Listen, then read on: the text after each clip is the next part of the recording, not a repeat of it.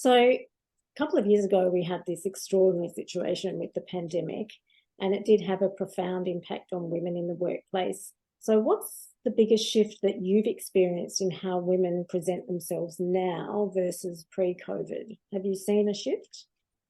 I've seen a shift, and with that shift, some people have done it really well, and others, and I'd love to share this in this conversation, there's some work to do. Mm-hmm. There's a reason I wear a headset, and I do have a microphone for podcasts as well, but today I just thought I'll just use this because it helps capture the voice. Mm-hmm.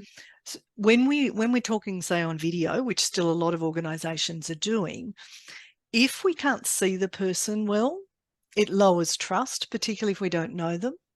If we can't hear them well, so if it's Julie, it disconnects.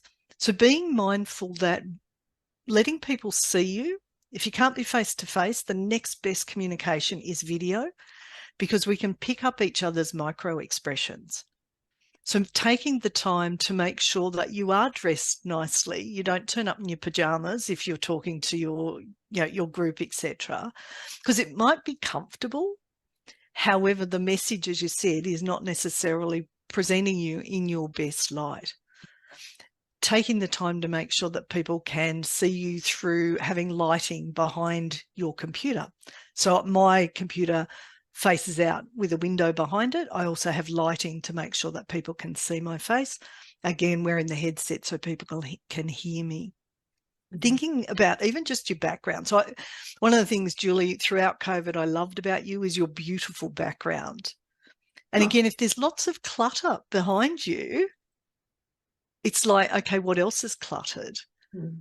Thinking about what is that background, or if you don't have a great background, say it correctly, then using either blur it out or perhaps having a virtual background can be really, really helpful. Again, you could use it to promote your brand in some instances. Yes, yes, absolutely. I do find the virtual backgrounds a little distracting at times, though, because if you move slightly away from the camera, it all goes terribly wrong.